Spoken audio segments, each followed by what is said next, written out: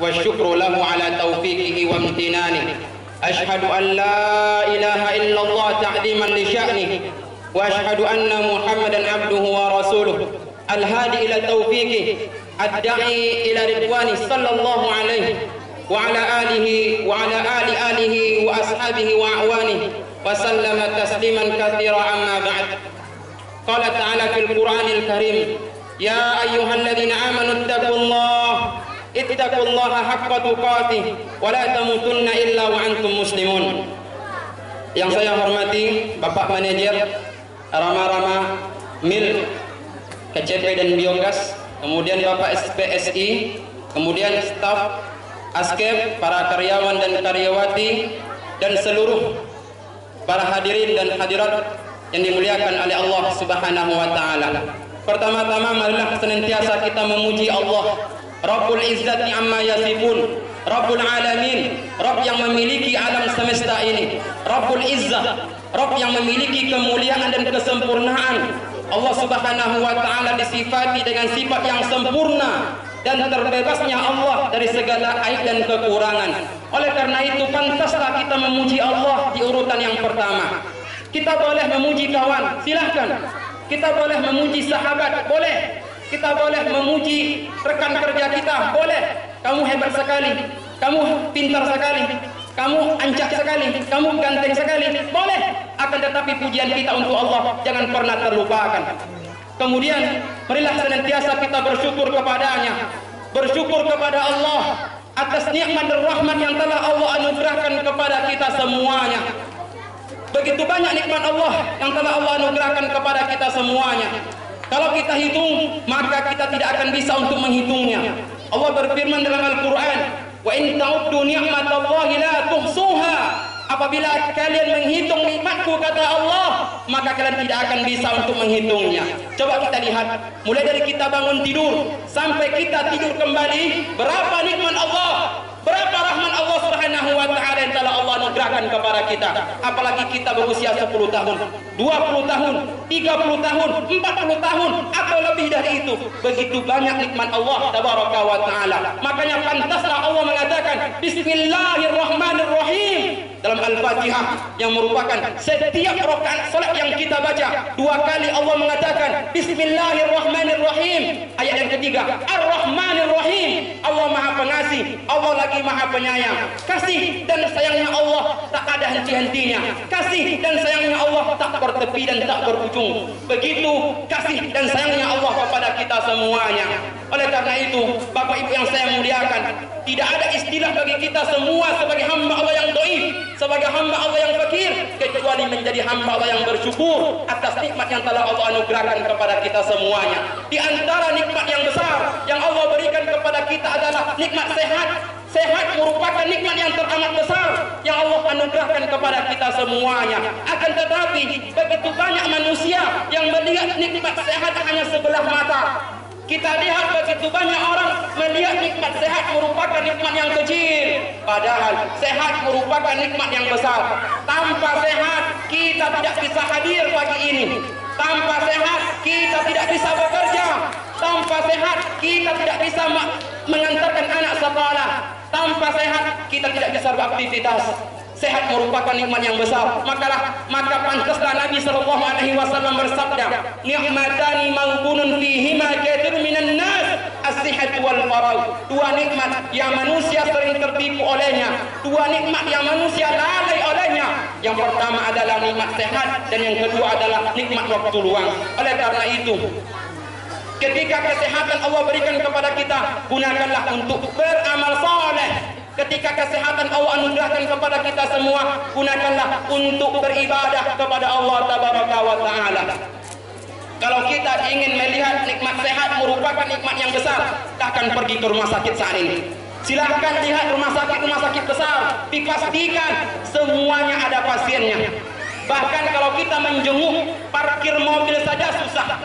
Iya Pak, iya, parkir mobil saja susah. Saking banyaknya pasien di rumah sakit tersebut. Kita alhamdulillah Allah berikan kesehatan kepada kita. Maka dalam surah Ar-Rahman 30 kali Allah menyebutkan Fabi ayyi ala'i rabbikuma tukadziban. Nikmat apa lagi yang kalian dustakan? Nikmat sehat lebih besar daripada nikmat uang. Nikmat sehat lebih besar dari nikmat fitih. Nikmat sehat lebih besar daripada nikmat materi. Tanpa sehat kita tidak bisa hadir di sini. Tanpa uang kita masih bisa hadir di sini. Tanpa sehat kita tidak bisa ibadah. Tanpa uang kita bisa ibadah. Artinya apa? Lebih besar nikmat sehat dibandingkan dengan nikmat uang. Lebih besar lagi nikmat sehat dibandingkan dengan nikmat materi. Oleh karena itu, lihatlah nikmat sehat sebagai nikmat yang besar dari Allah Subhanahu wa taala. Kaum muslimin, Bapak Ibu, saudara-saudariku yang dimuliakan oleh Allah Subhanahu wa taala. Kemudian marilah senantiasa kita bersolawat kepada Rasulullah sallallahu alaihi wasallam. Allahumma shalli ala Muhammad wa ala ali Muhammad. Nabi merupakan sebaik-baik manusia. Nabi merupakan seorang ayah yang baik untuk anak-anaknya.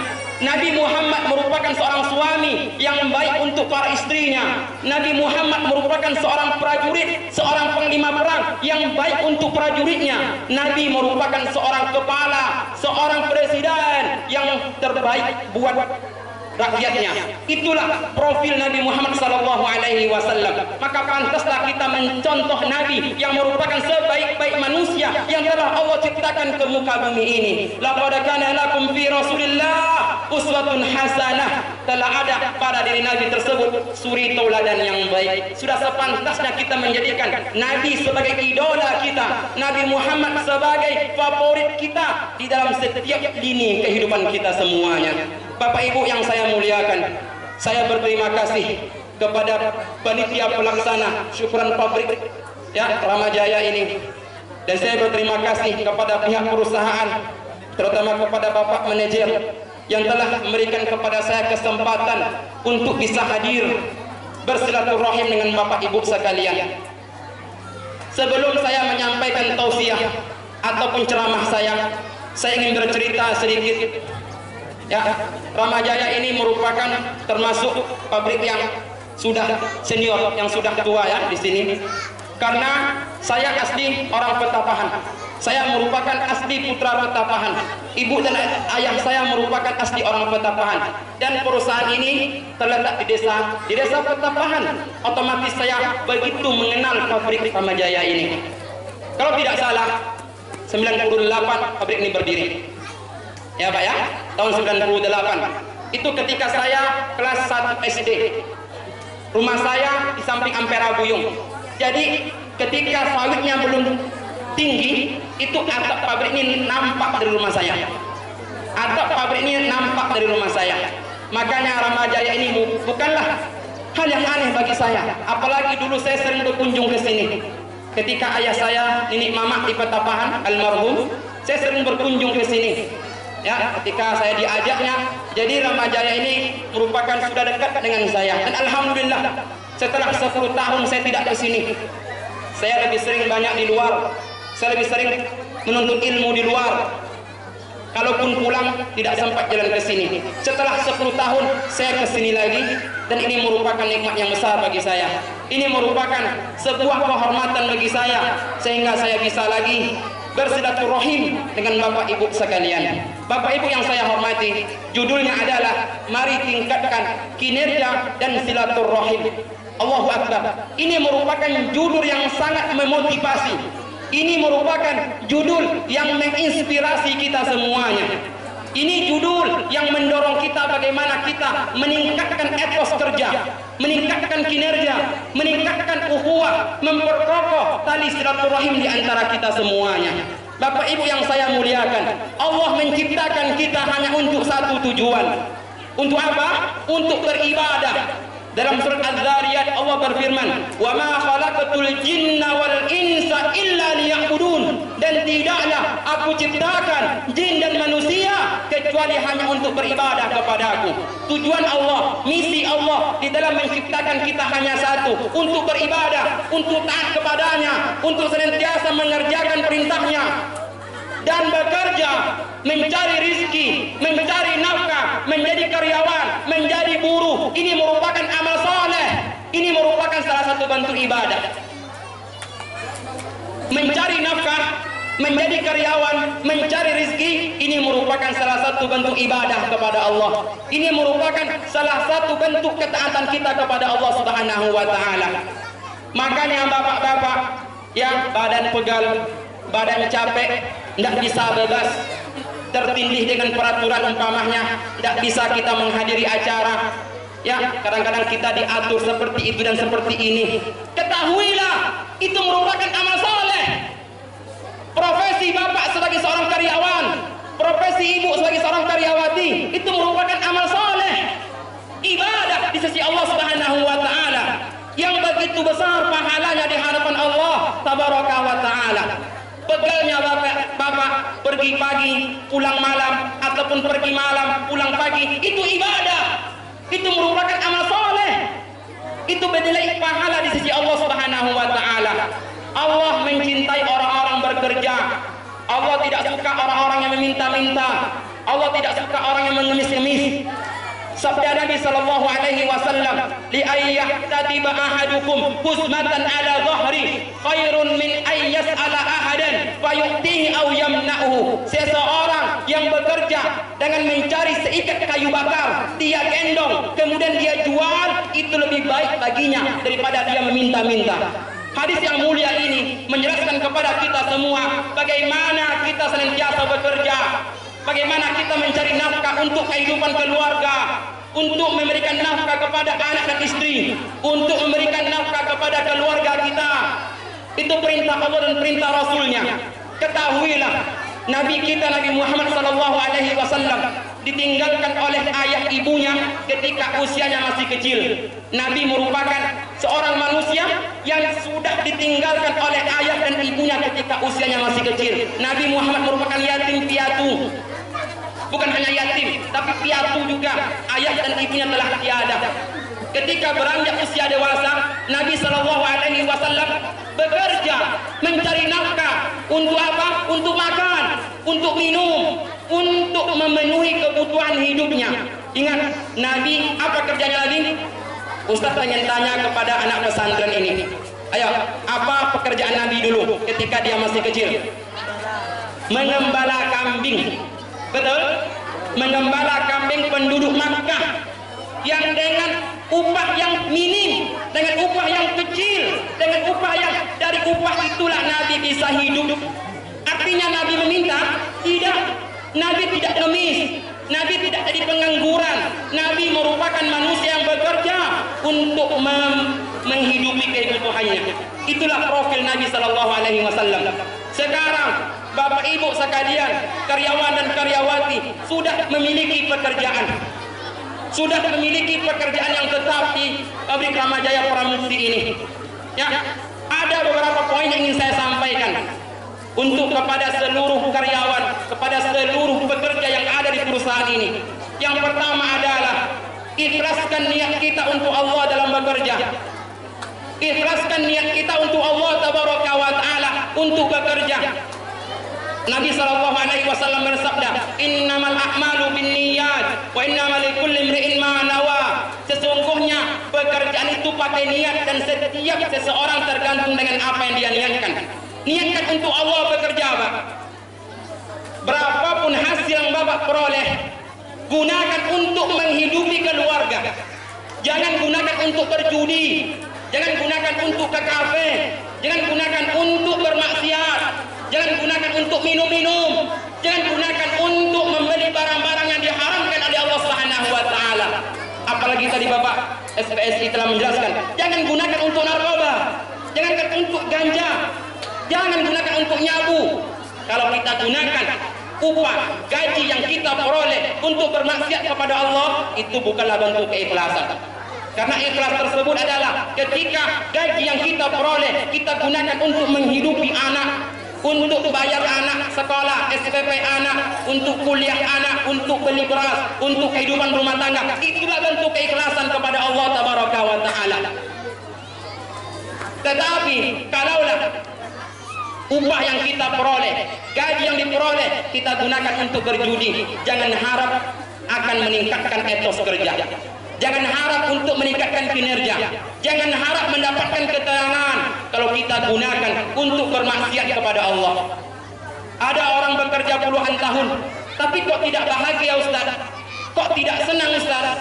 Kok tidak mendapatkan ketenangan dalam bekerja? Bisa jadi hasil yang dia peroleh dia gunakan untuk bermaksiat kepada Allah, untuk berjudi, untuk ke kafe, untuk berzina, untuk bermain wanita yang tidak halal baginya. Ini bukanlah bentuk keikhlasan. Makanya pesan saya pertama kepada seluruh karyawan dan karyawati dan kepada seluruh pekerja yang ada di sini, ikhlaskan niat kita untuk Allah Subhanahu wa taala bekerja, karena pekerjaan ini merupakan amal saleh.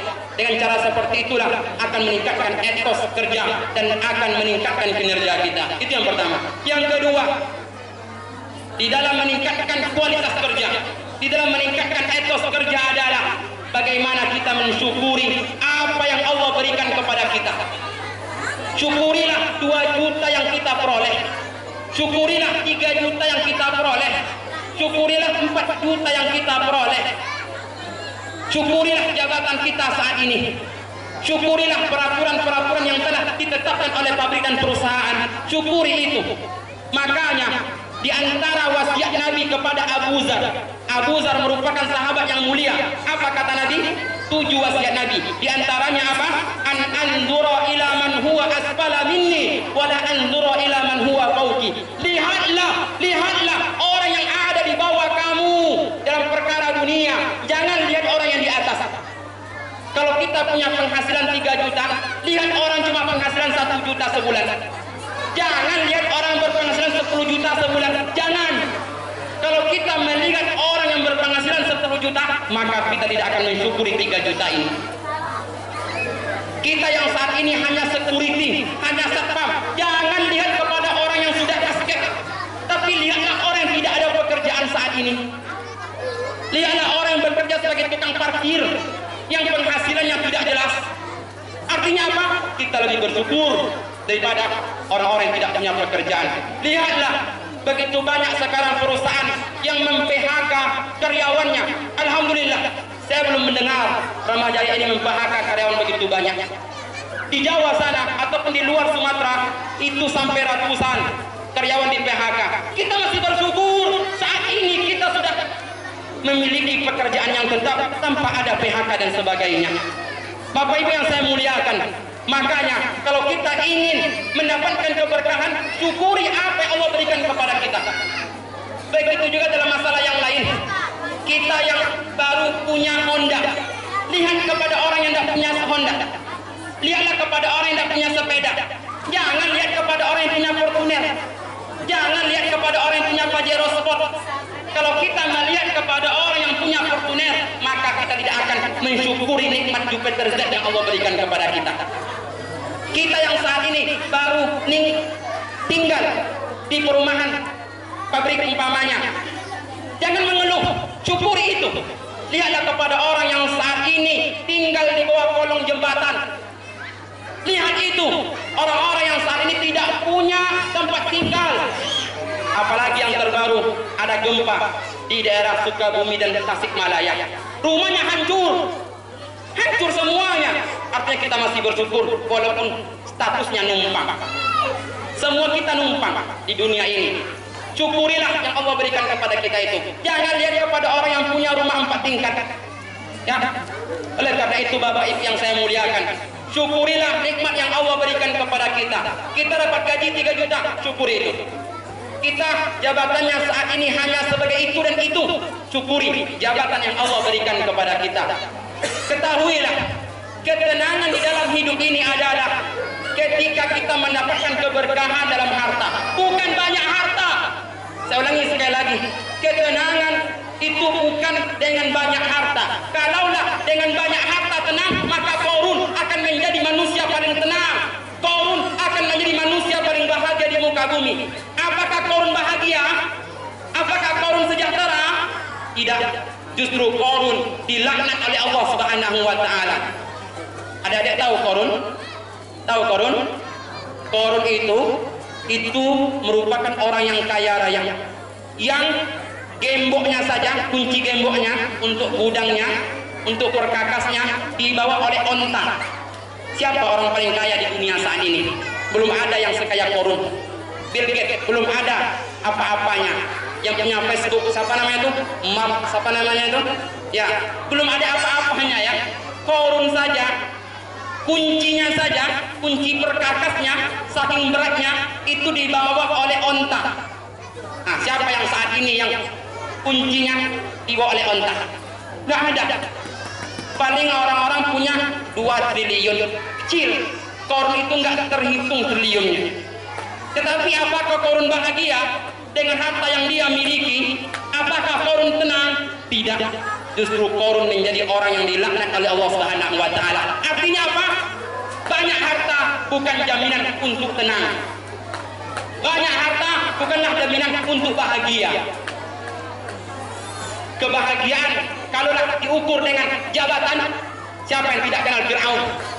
Siapa yang tidak kenal Fir'aun? Fir'aun merupakan raja yang disegani oleh sebagian besar orang, bahkan menganggap Fir'aun ini merupakan Tuhan. Tapi apakah Fir'aun ini bahagia? Apakah Fir'aun ini dengan jabatannya yang tinggi tenang? Tidak. Makanya ketenangan bukan dengan banyak gaji, ketenangan bukan dengan tingginya pangkat, tetapi ketenangan adalah ketika kita mensyukuri apa yang Allah berikan kepada kita. Apalagi tadi Bapak manajer sudah menjelaskan begitu kita harus bersyukur. Bapak SPSI juga tadi, kemudian Ketua Panitia Pelaksana juga, bagaimana kita bersyukur atas nikmat yang telah Allah berikan. 2017 artinya sudah 19 tahun pabrik ini berdiri. Syukurilah dan syukurilah apa yang Allah berikan kepada kita. Ini yang kedua. Yang ketiga, pesan saya di dalam meningkatkan kinerja, di dalam meningkatkan etos kerja adalah bagaimana kita menjadi seorang pekerja, seorang karyawan, karyawati yang profesional di dalam bekerja. Apa itu profesional? Jujur, ini profesional. Amanah, ini merupakan profesional. Disiplin, ini merupakan profesional. Nabi Muhammad merupakan orang yang paling mulia. Ini pernah menjadi karyawan. Nabi Muhammad merupakan seorang rasul, pernah menjadi seorang guru. Ya, jangan kita malu dengan profesi kita, karena nanti kita pernah menjadi seorang karyawan. Kapan itu? Nabi menikah dengan Khadijah. Siapa dulu yang jatuh cinta? Siapa yang dulu yang jatuh cinta kepada? Siapa di antara mereka yang jatuh cinta duluan? Khadijah. Bu, Khadijah jatuh cinta kepada Nabi Muhammad. Jatuh hati, padahal Khadijah ini merupakan janda kaya raya yang cantik, yang hartanya begitu banyak, ditaksir oleh pemuka-pemuka Quraisy, tetapi Khadijah tidak mau. Khadijah lebih memilih Nabi Muhammad sallallahu alaihi wasallam. Apa? Saya mau tanya, kenapa? Apa alasannya? Karena Nabi Muhammad merupakan orang yang jujur, orang yang amanah, orang yang disiplin. Artinya Nabi merupakan seorang yang profesional di dalam bekerja. Yang membuat Khadijah jatuh cinta karena amanahnya Nabi Muhammad dalam bekerja. Kita ingat ketika Nabi Muhammad berusia 20 tahun ke atas, Nabi membawa dagangan, Nabi membawa barang, berniaga, berdagang ke Syam atau Palestina sekarang. Begitu banyak yang dibawa oleh Nabi Sallallahu Alaihi Wasallam. Banyak sekali barang-barang yang dibawa oleh Nabi untuk diperdagangkan di Syam, di Palestina. Begitu pulang dari Syam, Masya Allah, mendapatkan keuntungan, laba yang besar. Nabi tidak korupsi. Tidak ada sedikit pun laba yang dikorupsi oleh Nabi Sallallahu Alaihi Wasallam. Miliaran yang dibawa oleh Nabi Sallallahu Alaihi Wasallam pulang. Berapa yang dikasih Khadijah, itulah yang dikembalikan lagi. Dan berapa keuntungannya, itulah yang dia berikan kepada Khadijah. Allahu Akbar. Nabi Sallallahu Alaihi Wasallam merupakan orang yang amanah. Ya, orang sekarang, aduh, apalagi di Indonesia, dana 1 M yang keluar paling itu hanya 700 juta. Di Indonesia banyak yang seperti ini, orang-orang korupsi. Ini tidak mencerminkan Nabi tercinta. Ini tidak mencerminkan Nabi Sallallahu Alaihi Wasallam. Makanya kita sebagai karyawan harus mencontoh Nabi. Apa itu? Profesional dalam bekerja. Apa profesional? Amanah, jujur, disiplin. Umpamanya di sini, ini ada barang pabrik, tolong dijaga. Jaga. Itu merupakan amanah perusahaan. Jangan gunakan untuk kepentingan pribadi. Jangan gunakan untuk kepentingan keluarga. Jangan gunakan untuk kita berikan kepada orang terdekat kita. Jangan. Kalau kita gunakan untuk itu, berarti kita telah menjadi orang yang tidak amanah. Contoh, Berapa ton yang masuk? 3 ton, 300 ton. Catat 300 ton. Jangan tulis 280 ton. Berapa yang ada, itulah yang dicatat. Semua karyawan karyawati harus datang jam 7 pagi. Semuanya harus datang jam segitu. Jangan terlambat. Pulang baru jam 5. Harus seperti itu pulang. Jangan datang jam 10, pulang jam 2. Ini tidak amanah. Ini tidak disiplin. Ini tidak jujur. Bapak Ibu yang saya muliakan, orang yang tidak amanah itu dicap oleh Nabi sebagai orang munafik. Ayatul munafiki salatun, idza haddatsa kadzaba wa idza wa'ada akhlafa wa idza tumina khana. Tanda orang munafik ada 3. Kalau berbicara dia itu berdusta, berjanji dia bohong, diberikan amanah dia khianat. Jangan kita menjadi karyawan yang khianat. Jadilah karyawan yang amanah, yang jujur, yang disiplin. Karena cara itulah untuk meningkatkan kinerja kita di masa yang akan datang. Yang keempat, poin yang keempat dalam meningkatkan kinerja adalah, ayo semakin kita bekerja, semakin dekat dengan Allah Subhanahu wa taala. Himbauan saya adalah semakin kita bekerja, semakin dekat kita dengan Allah Subhanahu wa taala. Dalam surat At-Taghabun Allah berfirman, "Ya ayyuhalladzina amanu la tulhikum amwalukum wala auladukum an dzikrillah wa man yaf'al dzalika fa ulaika humul khasirun." Hai orang-orang beriman, janganlah anak-anak kalian, harta kalian, pekerjaan kalian, istri-istri kalian membuat kalian lalai kepada Allah. Jangan sampai bekerja melalaikan kita dari salat. Jangan sampai bekerja melalaikan kita dari membaca Al-Quran. Jangan sampai karena profesi melalaikan kita bersedekah. Jangan sampai karena alasan pekerjaan kita tidak pernah jenguk ayah dan ibu di kampung. Ada beberapa karyawan ya di perusahaan luar sana yang sudah 10 tahun tidak menjenguk ayah dan ibunya. Alasannya apa? Masih kerja. Apakah ini yang namanya birrul walidain? Apakah ini yang namanya berbakti kepada orang tua? Jenguk orang tua kita sekali setahun ataupun sekali dalam 2 tahun. Jangan sampai bekerja membuat kita jauh dari Allah. Ketika hayya 'alas shalah, hayya 'alas shalah, jawab panggilan Allah Subhanahu wa taala. Jawab panggilan Allah tabaraka wa taala. Semakin dekat kita kepada Allah, itu akan semakin sayang Allah kepada kita dan membuat hati kita semakin tenang untuk bekerja. Yang terakhir, pesan saya adalah sesuai dengan judul ini adalah bagaimana kita tetap memperkokoh tali silaturahim di antara kita. Perkuatlah hubungan antara atasan dengan bawahan. Perkuat antara atasan dengan atasan. Perkuat bawahan dengan bawahan. Pabrik ini dengan pabrik sana, perkuat hubungannya. Jangan sampai nanti bawahan dengan atasan renggang. Kalau bahasa kampungnya ada buki. Nah, jangan sampai babuki. Kalau bahasa kampung kami itu babuki. Jangan sampai babuki antara atasan dengan bawahan. Harmonislah hubungannya. Harus harmonis antara atasan bawahan. Bawahan sesama bawahan juga harmonis. Atasan dengan atasan juga harmonis. Karena dengan cara seperti itulah akan meningkatkan kinerja kita di pabrik ini. Kemudian tingkatkan silaturahim sesama kita. Kita di pabrik ini itu datang dari daerah yang bermacam-macam. Betul Pak? Ada yang dari Sumatera Utara, ada yang dari Sumbar, ada yang dari Riau, ada yang dari Palembang, Jambi, ada yang dari suku yang berbeda-beda. Ada Minang, ada Batak, ada Jawa, ada Ocu, ada Banjar, ada Bugis, ada Minahasa, ada Nias, semuanya lengkap di sini. Iya Pak, lengkap di sini kan? Itulah tugas kita untuk tetap menjaga silaturahim. Ya, jangan sampai nanti ocu-ocu saja, petapahan saja. Enggak. Petapahan harus kuat hubungannya dengan Muara Mahat. Muara Mahat harus kuat hubungannya dengan di luar Muara Mahat. Semuanya harus kuat hubungan. Ocu dengan Batak kuat hubungannya. Di sini tidak ada komunitas. Di sini tidak ada konsulat. Semua kita sama. Semua kita harus sama. Jangan sampai nanti itu kan Jawa dong. Tak isah, itu kan Jawa. Itu kan Batak, bukan kawan. Tidak boleh. Kita harus memperkuat tali silaturahim. Apapun yang terjadi di sini, walaupun hati kita tersinggung, tetap jaga tali silaturahim. Karena dari cara seperti itulah meningkatkan ukhuwah Islamiyah kita.